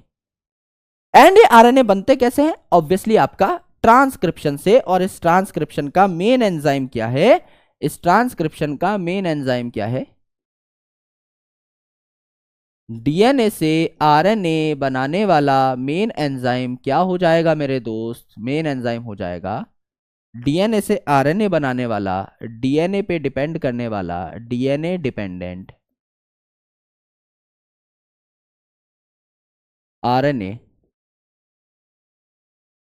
पॉलीमरेज। और ये एक ही एंजाइम, ये इकलौता आरएनए पॉलीमरेज आपके ट्रांसक्रिप्शन के सारे स्टेप्स को कैटेलाइज कर देता है, सारे के सारे स्टेप्स को कैटेलाइज कर देता है। इट इज सो एफिशिएंट कि ये सब कर सकता है। ये इनिशिएशन भी कर सकता है ट्रांसक्रिप्शन की, इलोंगेशन भी कर सकता है यानी आरएनए भी बना सकता है, और टर्मिनेशन भी कर सकता है, तीनों काम खुद कर सकता है। जैसे हमारी भी अलग अलग पर्सनैलिटी होती है ना भाई, डिपेंडिंग अपॉन हम किसके साथ खड़े हैं हमारी पर्सनैलिटी चेंज हो जाती है। जब हम घर पे अकेले बैठे हैं तो हम लोग अलग तरीके से बिहेव करते हैं, हम कमरे में अकेले हैं, हम आत्मचिंतन करते हैं, हम खुद के साथ वक्त बिताते हैं, हम अपने बारे में जानना चाहते हैं, या सो जाते हैं, बहुत डल रहते हैं। पिताजी के साथ है एकदम कुर्ता धोती पहन के शरीफ रहते हैं क्योंकि साथ में पिताजी खड़े हैं तो वहां ज्यादा बकर कर नहीं सकते। दोस्तों के साथ खड़े हैं, अलग ही भैया कॉलर खड़ी हो गई है ना, गुंडागर्दी में आ गए। तो आप जिसके साथ हो आप उस तरीके से बिहेव करने लग जाते हो। अब सिमिलरली यहां पर भी एक बाम तीन काम वाला कॉन्सेप्ट लगेगा। है आरएनए पॉलीमरेज अकेला, लेकिन जब ये मेरा दोस्त सिग्मा फैक्टर के साथ जुड़ जाता है तो इसमें कन्फर्मेशनल चेंजेस आ जाते हैं। जब ये सिग्मा फैक्टर के साथ जुड़ जाता है तो ये कहता है कि मैं इनिशिएट कर सकता हूं, गाड़ी तेरा भाई चलाएगा, कुछ भी इनिशिएट कर सकता हूं मैं। जब ये अकेला होता है तो कहता है भैया मेरा नाम ही है पॉलीमरेज, तो मेरा काम ही है पॉलीमराइजेशन का, तो मैं आपका पॉलीमराइजेशन ही करूंगा, मैं आपका इलोंगेशन ही करूंगा, आरएनए ही बनाऊंगा, ऐसा इसका कहना होता है। और मेरे दोस्त जब ये आपका रो फैक्टर के साथ पाया जाता है तो इसमें और कन्फर्मेशनल चेंजेस आते हैं। ये कहता है मैं तोड़ फोड़ कर दूंगा, दुनिया जला दूंगा, टर्मिनेट करा दूंगा पूरे के पूरे प्रोसेस को। यानी है आरएनए पॉलीमरेज सेम, तीनों काम करा रहा है। इनिशिएशन का यानी फर्स्ट प्रोसेस भी, स्टार्ट करना आपके ट्रांसक्रिप्शन को, सॉरी इलोंगेशन करना यानी आरएनए बनाना धीरे धीरे करके न्यूक्लियोसाइड ट्राइफॉस्फेट्स को जुड़ते रहना, और टर्मिनेट कराना, तीनों यही करा सकता है। होल एंड सोल एंजाइम है, लेकिन इसके साथ ये फैक्टर्स चाहिए सिग्मा और रो, तब जाकर के ये बढ़िया तरीके से काम कर पाएगा। तो sigma factor is called as the initiation factor and rho factor is called as the termination factor. ये आपको यहां पर देखने को मिलते हैं। बात समझ में आई? Correct sir. थोड़ा जलवा दिखा दीजिए सर, जिससे पता लग जाए कि क्या हो रहा है। अभी दिखाते हैं दोस्त। ये आपका डीएनए है, डबल स्ट्रैंडेड डीएनए। ये आपका डबल स्ट्रैंडेड डीएनए है, करेक्ट सर। यहां पर हमने हरे कलर का एक सेगमेंट बना दिया है जिसे हम कह रहे हैं प्रमोटर सेगमेंट, और यहां लाल कलर का जहां प्रोसेस रुक जाएगा लाल झंडी हमने बना दी है जिसको हम कह रहे हैं टर्मिनेटर सेगमेंट, है ना। आपके टेम्पलेट डीएनए वाले स्ट्रैंड पे हमने ये दो चीजें बना दी हैं, प्रमोटर और टर्मिनेटर। ठीक है जी, एकदम ठीक है सर, है ना, एकदम ठीक है। तो अब अगर आप देखेंगे तो यहां पर आपका क्या होता है, यहां पर आपका आरएनए पॉलीमरेज बाइंड कर जाता है और प्रोसेस हो जाता है इनिशिएट, प्रोसेस हो जाता है आपका स्टार्ट। ठीक है, आपका यहां पर प्रोसेस हो जाता है स्टार्ट। ठीक है, यहां पर क्या हुआ, आपका पॉलीमरेज बाइंड किया और इसके साथ क्या बाइंड किया, हरा भरा सिग्मा फैक्टर बाइंड कर गया। तो प्रोसेस आपका स्टार्ट हो गया, आपका इसका ट्रांसक्रिप्शन का। यहां से यहां अब आपकी ट्रांसक्रिप्शन होना शुरू होगी। पॉलीमरेज यहां से यहां चलेगा और आपकी ट्रांसक्रिप्शन होना शुरू हो जाएगी। ठीक है, जैसे जैसे पॉलीमरेज आगे बढ़ता रहेगा, जितने डीएनए को ये ट्रांसक्राइब करा रहा है उतना डीएनए का पार्ट आपका स्पेसिफिकली खुल जाएगा, उतना डीएनए का पार्ट आपका स्पेसिफिकली खुल जाएगा। करेक्ट है, इस प्रकार से आपका खुल जाएगा। अब इनिशिएशन कराने के बाद ये सिग्मा फैक्टर हट चुका है, सिर्फ और सिर्फ आपका पॉलीमरेज यहां पर अकेला है। तो पॉलीमरेज का काम क्या था, पॉलीमराइजेशन कराना। तो यहां पर ये जो डीएनए है इसके साथ थोड़ा सा आरएनए जो बन रहा है वो यहां पे रहेगा, और नया जो आरएनए आपका बन चुका है अभी तक वो नीचे लटक जाएगा इस प्रकार से। करेक्ट, ये है आपका इलोंगेशन स्टेज। अब करते करते इस डीएनए को पॉलीमर कह रहा हूं, ये पॉलीमरेज एंड तक पहुंच जाएगा, पॉलीमरेज एंड तक पहुंच जाएगा। ये पॉलीमरेज एंड तक पहुंच गया सर। यहां पर आपका लाल कलर का सीक्वेंस आ गया, कॉल्ड एज टर्मिनेटर सीक्वेंस आ गया सर।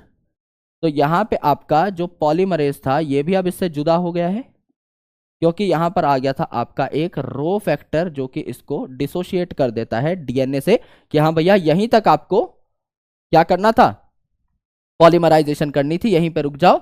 और ये जो कंप्लीट आपका आरएनए बना है ये भी आपका क्या हो जाता है, ये भी यहां पर सेपरेट हो जाता है। इसको क्या बोलते हैं, नेसेंट एमआरएनए कहते हैं, या नेसेंट आरएनए कह देते हैं। आरएनए आपका यहां पर बना, ठीक है। तो this is the initiator factor, this sigma factor is the initiator. तो ये क्या हुआ आपका इनिशिएशन।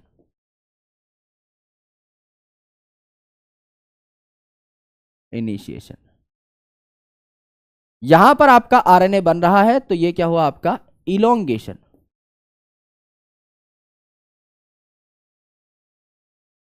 और ये आपका यहां पर टर्मिनेशन हुआ।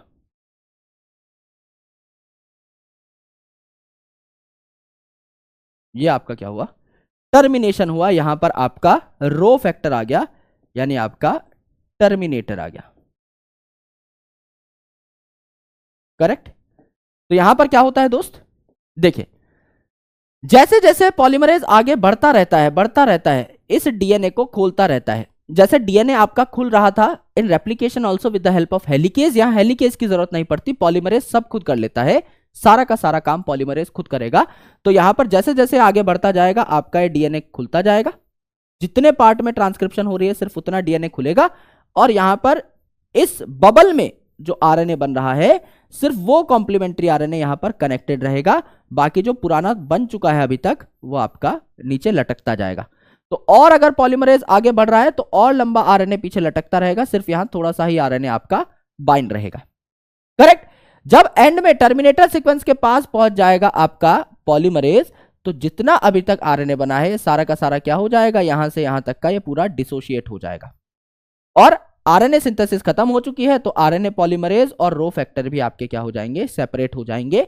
This is your complete transcription. यह आपकी ट्रांसक्रिप्शन होती है, यह आपकी ट्रांसक्रिप्शन होती है। पर क्या इतनी सिंपल होती है ट्रांसक्रिप्शन, नहीं।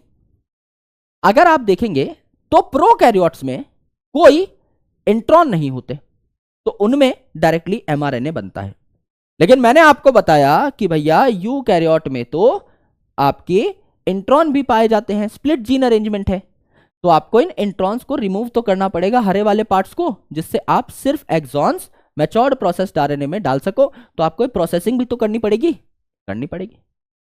सेकेंडली, अगर आप प्रोकैरियोट्स में देखो तो प्रोकैरियोट में दोनों के दोनों काम, प्रोकैरियोट्स में दोनों के दोनों काम, ट्रांसक्रिप्शन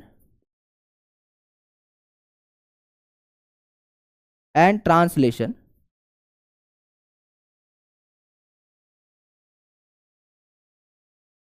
आर कपल्ड। क्यों? क्योंकि दोनों सेम ही आपके कंपार्टमेंट में टेक प्लेस कर रहे होते हैं। भाई आपका यूकैरियोट की तरह न्यूक्लियस और साइटोप्लाज्म जैसा कोई चक्कर थोड़ी है आपके प्रोकैरियोट्स में, वहां तो है ही सिर्फ साइटोप्लाज्म, कोई मेम्ब्रेन बाउंड ऑर्गेनेल तो है नहीं, कोई एक्सटर्नल कंपार्टमेंट तो है नहीं। तो आप वहां पर अगर देखें तो ट्रांसक्रिप्शन भी आपकी साइटोप्लाज्म में ही हो रही है, ट्रांसलेशन भी साइटोप्लाज्म में ही हो रही है। तो कई बार क्या होता है, डीएनए से जब आरएनए बनता है ना, तो आरएनए बनता जा रहा है डीएनए से, उसके पीछे पीछे ही ट्रांसलेशन शुरू हो जाती है। यहां पर देखिए, ये डीएनए से आरएनए जब बन रहा है ना, इसके पीछे पीछे यही की यही आपकी ट्रांसलेशन शुरू होती जा रही है। तो दे आर हाईली कपल्ड, तो यहां पर कोई दिक्कत नहीं है।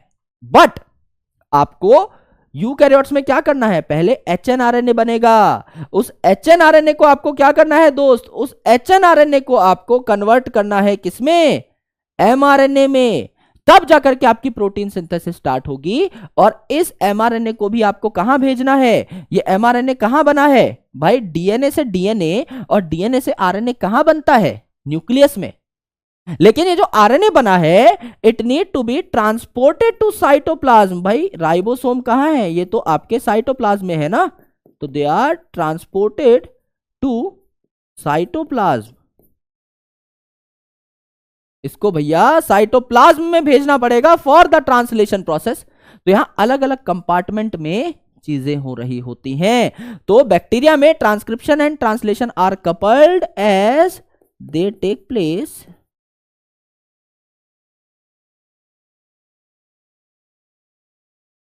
इन सेम कंपार्टमेंट।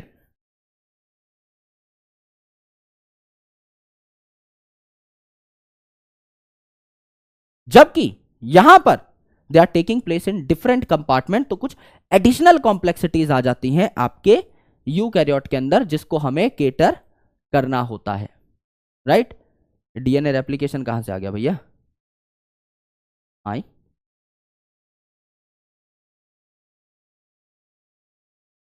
हाँ, ये है।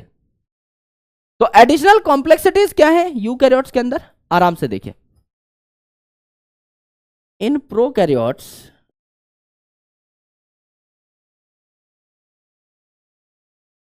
Single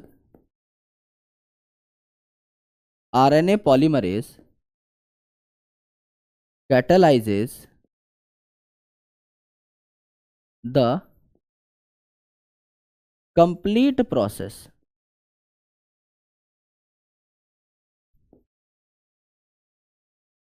but in eukaryote different RNA polymerases are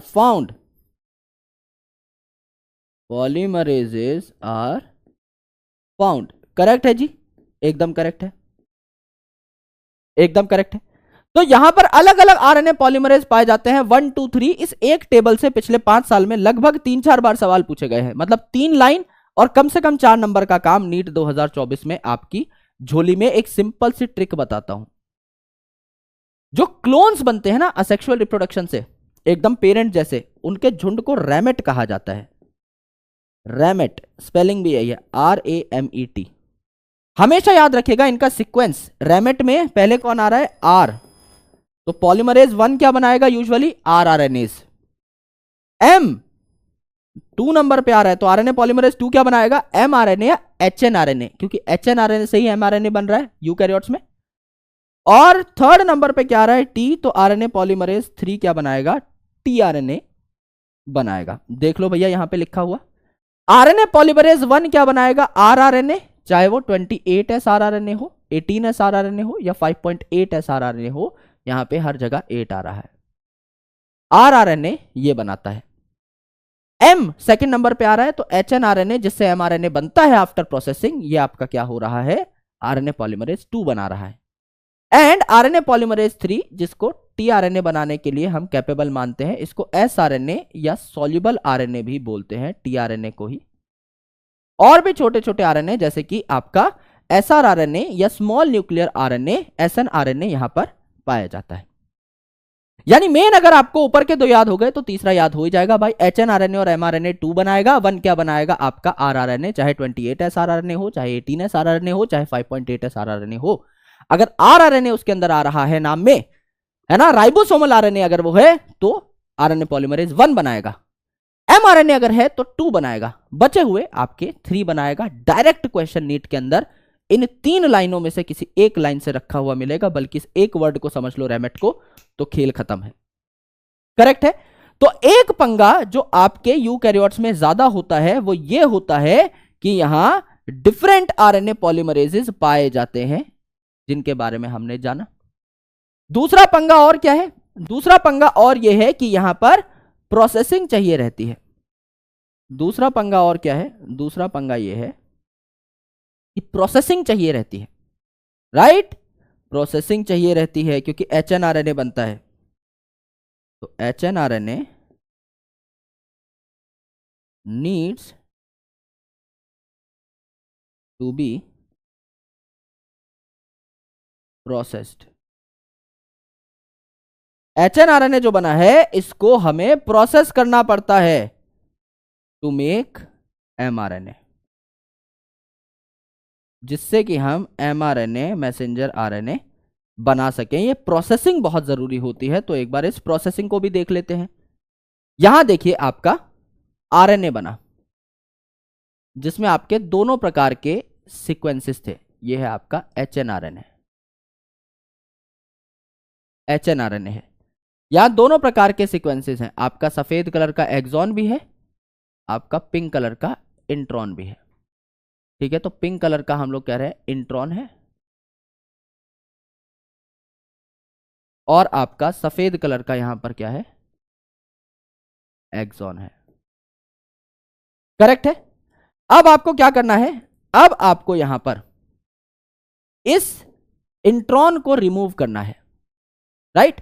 लेकिन उसके अलावा भी प्रोसेसिंग में और चीजें आती हैं, उसके अलावा भी प्रोसेसिंग में और चीजें आती हैं। हम लोग क्या करते हैं, कैपिंग और टेलिंग भी कराते हैं। तो आराम से सुनिएगा भैया, ये कैपिंग टेलिंग क्या है, आराम से सुनिएगा, तभी जाकर के समझ में आएंगी, अदरवाइज समझ में नहीं आएंगी। देखिए यहां पर क्या है आपका, यहां पर आपने इंट्रॉन बनाया, यहां पर आपने इंट्रॉन बनाया, यहां पर आपने इंट्रॉन बनाया, करेक्ट है। यहां पर अगर आप देखें तो this is 5 prime to 3 prime end, जिसमें ये RNA तैयार हुआ है। यहां पर ये आपका 5 प्राइम टू 3 प्राइम एंड है। सबसे पहले हम क्या करेंगे, सबसे पहले हम इस पोजीशन पे 5 प्राइम एंड पे कैपिंग करा देंगे, टोपी पहना देंगे। कौन सी टोपी पहना देंगे, मिथाइल ग्वानोसिन ट्राइफॉस्फेट की, एकदम स्पेसिफिक मिथाइल ग्वानोसिन ट्राइफॉस्फेट की। कैसे लिख सकते हैं इसको प्यार से, इसको प्यार से लिख सकते हैं मिथाइल ग्वानोसिन का G और ट्राइफॉस्फेट के 3 P, इसको हम ऐसे लिख सकते हैं। ये इसकी टोपी की शक्ल है, मिथाइल ग्वानोसिन ट्राइफॉस्फेट की। सर टोपी क्यों पहनाई, कैप क्यों लगाई, मेरे भाई ये जो आपका RNA है, अब ये RNA आपका मस्त पड़ा रहेगा खुला खुला, क्यों, क्योंकि ये RNA बना है आपका न्यूक्लियस के अंदर। अब इसको हमें साइटोप्लाज्म में भेजना है।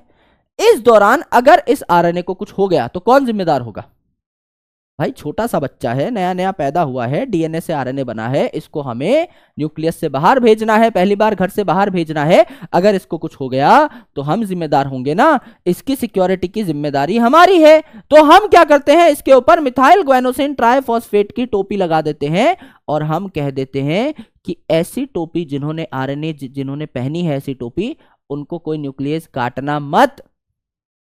ये हमारे लोग हैं जो आगे प्रोटीन बनाने जा रहे हैं, इनको काटना मत। तो this cap basically prevents this particular HNRNA from degrading from nucleases. जैसे हम लोग बोलते हैं ना भाई, अलग अलग फिल्में होती हैं कि हम अपने लोगों को पहचानेंगे कैसे, भाई वहां पर हमारा जो आदमी है वो चेहरे पे मस्सा लगा करके, लाल शर्ट पहन के, सफेद टोपी पहन के खड़ा होगा, आप देखते ही पहचान जाओगे। क्योंकि ये बहुत अनयूजुअल चीज है कि कोई लाल शर्ट पहने, सफेद टोपी पहने, गाल पे भी मत्सा हो, हाथ में भी गुलाब हो, आपको पता लग जाएगा भैया उसी से आधा नोट लेना है हमारे कोड वाला। तो हीरो को पता लग जाता है, हाँ यार उस आदमी को पैसा देकर के आना है, कोई आइडेंटिफिकेशन तो हो। सिमिलरली ये आइडेंटिफिकेशन है मिथाइल ग्वानोसिन ट्राइफॉस्फेट की, क्योंकि अनयूजुअल है। ग्वानोसिन ट्राइफॉस्फेट यानी GTP तो बहुत मिल जाएगी दुनिया में, उसके ऊपर मिथाइलेशन, 7th पोजीशन पे मिथाइलेशन, ये यूजुअली नहीं मिलती, यानी ये यूनिक चीज है, राइट। तो it is unique code that prevent RNA from degradation by न्यूक्लियेजेस। न्यूक्लियेजेस से डिग्रेडेशन से बचाने के लिए है, ठीक है। तो यहां मिथाइल ग्वानोसिन ट्राइफॉस्फेट की कैप लगेगी। यहां क्या लगेगी भैया, रानू मंडल की टेल लग जाएगी। रानू मंडल मतलब जितना जोर से आ चिल्ला सकते हो भैया गाओ, जैसे उन्होंने गाना गाया था उसमें आ ही था भाई, 4.5 मिनट के गाने में 2.5 मिनट आ था, है ना। तो यहां पर क्या हो गया भैया जी, यहां पर आपके 200 से 300 आप क्या लगाते हो, एडेनिन लगाते हो। है ना, इसे कहते हैं पॉली एडिनाइलेशन। जितने एडेनिन हो सकते हैं लगा दीजिए, तो इसे कहा जाता है पॉली एडिनाइलेशन या टेलिंग। तो बहुत सारे एडेनिन की आपने टेल लगा दी है। सर इसका क्या काम है? भैया आपने प्रोटेक्ट तो कर दिया है अपने आरएनए को, लेकिन इस आरएनए को आपको कहां, न्यूक्लियस से साइटोप्लाज्म में तो भेजना है ना, तो उस ट्रांसपोर्ट में हेल्प करता है, help in transport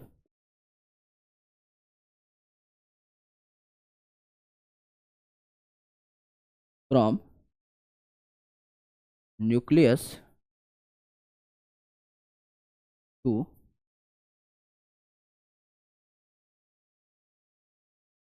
cytoplasm. Correct है जी, एकदम करेक्ट है। और तीसरी चीज क्या होती है यहां पर? तीसरी चीज होती है आपकी स्प्लाइसिंग।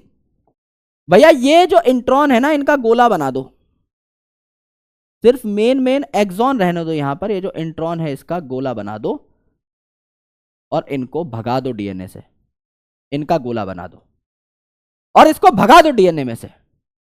डीएनए में से मतलब सॉरी, ये जो डीएनए से आरएनए बना है इससे भगा दो। क्या हुआ? अब सिर्फ आपके सफेद सफेद सीक्वेंस बचेंगे। तो यहां पर हमने तेल लगा दी, कैप लगा दी, है ना, और इंट्रॉन रिमूव कर दिए। ये हमारा क्या हो गया? Matured process mRNA, matured process mRNA. तो यहां पर क्या हुआ? कैपिंग पहली मॉडिफिकेशन, टेलिंग दूसरी मॉडिफिकेशन, और यहां पर removal of introns that is splicing.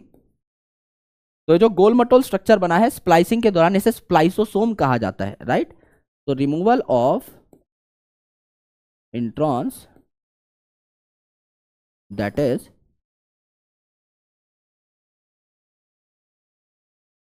Splicing, ये आपका तीसरा हो गया, पहली दूसरी और तीसरी मॉडिफिकेशन, जिसके बाद मैच्योर्ड प्रोसेस्ड आपका एमआरएनए बन करके हो गया है तैयार। एचएनआरएनए से एमआरएनए बनने की ये जर्नी हम लोगों ने देखी, जो यूकैरियोट्स में हम लोगों को एक्स्ट्रा करानी पड़ती है, राइट, एक्स्ट्रा करानी पड़ती है। ये जो स्ट्रक्चर बना इसको हम लोगों ने क्या कहा? स्प्लाइसोसोम। तो इन सारी चीजों से ही पता लगता है कि पहला जेनेटिक मटेरियल आरएनए था, क्योंकि आज तक भी आरएनए में सारी चीजें होती आ रही हैं। यूकैरियोट्स का जो आरएनए है उसमें आज तक भी स्प्लाइसिंग होती आ रही है, आज तक भी प्रोसेसिंग होती आ रही है, कैपिंग टेलिंग होती आ रही है। तो this whole equation basically tells us about the dominance of RNA world, कि इनिशियली जब जेनेटिक मटेरियल धरती पे कोई आया था तो वो आरएनए था। ये बात हमें यहां से प्रूफ होती हुई दिखाई देती है। ये है आपका ट्रांसक्रिप्शन का मैकेनिज्म एंड मॉडिफिकेशन। एनसीईआरटी में झांक लेते हैं क्या क्या लिखा हुआ है। जीन क्या होता है? जीन आपका इनहेरिटेंस की एक फंक्शनल यूनिट है या स्मॉल यूनिट है। यानी हमारी बॉडी में अगर हम एक कैरेक्टर को एक्सप्रेस कर रहे हैं तो एक जीन की वजह से कर रहे हैं। यह जीन आपका क्या कर सकता है दोस्त? यह जीन आपका टीआरएनए के लिए भी कोड कर सकता है, एमआरएनए के लिए भी कोड कर सकता है, आरआरएनए के लिए भी कोड कर सकता है। लेकिन सिस्ट्रॉन आप किसे कहोगे? जो एंड में चल के प्रोटीन बनाए ही बनाए। जीन आपका आरएनए पे भी रुक सकता है, लेकिन सिस्ट्रॉन तो आपका प्रोटीन बनाएगा ही बनाएगा। मोनोसिस्ट्रॉनिक अरेंजमेंट किसमें थी? एक स्विच से एक बल्ब कहां जल रहा था? यूकैरियोट्स में। और polycistronic, P for polycistronic, P for आपका प्रोकैरियोट, ये कहां देखने को मिल रही थी? प्रोकैरियोट्स के अंदर, जहां पर एक स्विच से मल्टीपल आपके काम हो जा रहे थे। स्प्लिट जीन अरेंजमेंट आपकी पाई जाती है यूकैरियोट्स में, जहां एक्सॉन यानी काम के सीक्वेंसेस के बीच बीच में इंट्रॉन यानी बिना काम के सीक्वेंसेस भी पाए जाते हैं, जो कि मैच्योर्ड आरएनए में नहीं आते, राइट। तो इंट्रॉन को हटाना पड़ता है हमको, यहां पर हमें प्रोसेसिंग करानी पड़ती है जिससे एचएनआरएनए एमआरएनए में कन्वर्ट हो सके इन केस ऑफ यूकैरियोट्स। अब मैंने आपको बताया था प्रमोटर एंड टर्मिनेटर के अलावा और भी रेगुलेटरी सीक्वेंसेस होते हैं अपस्ट्रीम या डाउनस्ट्रीम, जिनको हम लोग रेगुलेटरी सीक्वेंसेस के अलावा कई बार रेगुलेटरी जीन्स भी कह देते हैं। हालांकि ये किसी आरएनए के लिए कोड नहीं करते, प्रोटीन के लिए कोड नहीं करते, लेकिन इनका जीन एक्सप्रेशन में बहुत इंपॉर्टेंट रोल है। ये डीएनए को आरएनए में कन्वर्ट करने में बहुत इंपॉर्टेंट रोल अदा कर रहे होते हैं। खुद आरएनए नहीं बनाते लेकिन आरएनए बनाने में हेल्प कर रहे होते हैं। तो इन रेगुलेटरी सीक्वेंसेस को भी हम कई बार जीन बोल देते हैं, रेगुलेटरी सीक्वेंस ना बोल करके रेगुलेटरी जीन बोल देते हैं। अगर आप देखो तो बैक्टीरिया में मेजरली 3 प्रकार के आपके आरएनए होते हैं। एमआरएनए यानी मैसेंजर, जिसको पढ़ पढ़ के प्रोटीन बनता है। टीआरएनए यानी अडेप्टर, जो अमीनो एसिड ले करके आता है प्रोटीन बनाने के लिए। एंड आरआरएनए, जो राइबोसोम का स्ट्रक्चर भी बनाता है और कैटालिटिक भी होता है। तो एमआरएनए तो टेम्पलेट बनाएगा, यानी इसको देख देख कर पढ़ पढ़ के प्रोटीन बनेगा, है ना। टीआरएनए उस प्रोटीन के बनाने के लिए अमीनो एसिड ले करके आता है। एंड आरआरएनए जो है ये आपका स्ट्रक्चरल हो सकता है या आपका कैटालिटिक हो सकता है, 23S आरआरएनए। अगर आप देखें तो आरएनए पॉलीमरेज आरएनए बनने में तीनों ही रोल अदा करता है, इनिशिएशन भी, इलोंगेशन भी और आपका टर्मिनेशन भी। तो यहां जब ये सिग्मा फैक्टर के साथ बाइंडेड है तो ये इनिशिएशन कराएगा, ये जब अकेला है तो इलोंगेशन कराएगा, और जब ये रोहो फैक्टर के साथ बाइंड कर जाता है तो ये टर्मिनेशन कराएगा। एक बाम तीन काम, तीनों के तीनों काम आरएनए पॉलीमरेज कर सकता है अपने दोस्तों के साथ। जैसे दोस्त के साथ रहेगा वैसा ये बिहेव करेगा। यहां पर देखिए सिर्फ छोटा सा जो आरएनए है ये बाइंड रहेगा डीएनए के साथ, जहां जहां पर पॉलीमराइजेशन चल रही है सिर्फ वहीं। देखिए यहां आपका सिर्फ इतना आरएनए जो है ये बाइंडेड है डीएनए के साथ, इससे पहले जो बन चुका है वो नीचे लटकता जा रहा है। सिमिलरली यहां पर जब आपका पहुंचेगा पॉलीमरेज तो एक लंबा पार्ट आरएनए का नीचे लटक चुका होगा, सिर्फ एक छोटा सा पार्ट इस बबल के अंदर आपका बाइंडेड रहेगा डीएनए से। तो छोटा सा पार्ट आपका बाइंड रहता है, बाकी पूरा का पूरा नीचे लटकता रहता है। टर्मिनेशन जब होगी, जब टर्मिनेटर सीक्वेंस पे हम पहुंचेंगे तो आरएनए पॉलीमरेज भी हट जाएगा डीएनए पे से, और आरएनए जो बना है वो भी हट जाएगा और रो फैक्टर भी हट जाएगा। तो तीनों के तीनों स्टेप्स जो है ये आरएनए पॉलीमरेज ही कैटेलाइज करता है। नॉर्मल है तो इलोंगेशन करेगा, सिग्मा फैक्टर के साथ बाइंड है तो इनिशिएशन करेगा, और रो फैक्टर के साथ बाइंड है तो टर्मिनेशन करेगा। तीनों की तीनों चीजें कौन कर रहा होता है? तीनों की तीनों चीजें आपका आरएनए पॉलीमरेज ही कर रहा होता है। करेक्ट। बैक्टीरिया में अगर आप देखेंगे तो सेम कंपार्टमेंट में ही सारी चीजें होती हैं, रेप्लिकेशन, ट्रांसक्रिप्शन, ट्रांसलेशन। तो ट्रांसलेशन और ट्रांसक्रिप्शन तो in fact they are coupled. Transcription खत्म हुई नहीं, पीछे पीछे ट्रांसलेशन चल जाती है। लेकिन यूकैरियोट्स में एडिशनल कॉम्प्लेक्सिटीज होती हैं मेरे दोस्त। एक तो हमारे अंदर मल्टीपल आरएनए पॉलीमरेजेस होते हैं, तो ये अलग अलग क्या बनाएंगे? आरएनए बनाएंगे। जैसे आरएनए पॉलीमरेज 1 है तो रैमेट ट्रिक से याद किया था, आरएनए पॉलीमरेज 1 आरआरएनए बनाएगा, चाहे 28S हो, चाहे 18S हो, चाहे 5.8S हो, तीनों ये बनाएगा। आरएनए पॉलीमरेज 2 एमआरएनए या एचएनआरएनए बनाएगा, और आरएनए पॉलीमरेज 3 टीआरएनए बनाएगा, एसआरआरएनए बनाएगा एंड एसएनआरएनए बनाएगा। इसके अलावा अगर आप देखो तो प्रोसेसिंग भी करनी पड़ती है यूकैरियोट में आपके इंट्रॉन्स को हटाने के लिए। तो स्प्लाइसिंग भी होती है, मिथाइल ग्वानोसिन की कैपिंग भी होती है, और आपकी पॉलीएडिनाइलेशन भी होती है। 200 से 300 आपके जो एडेनिन रेसिड्यूज हैं 3 प्राइम एंड पर जुड़ते हैं, जबकि कैप 5 प्राइम एंड पे जुड़ती है। और इस स्प्लाइसिंग वाले इवेंट से पता लगता है कि सबसे पहले जो आपका जेनेटिक मटेरियल दुनियादारी में आया था वो आपका आरएनए आया था, क्योंकि उसी से हमें स्प्लाइसिंग के बारे में आइडिया लगा।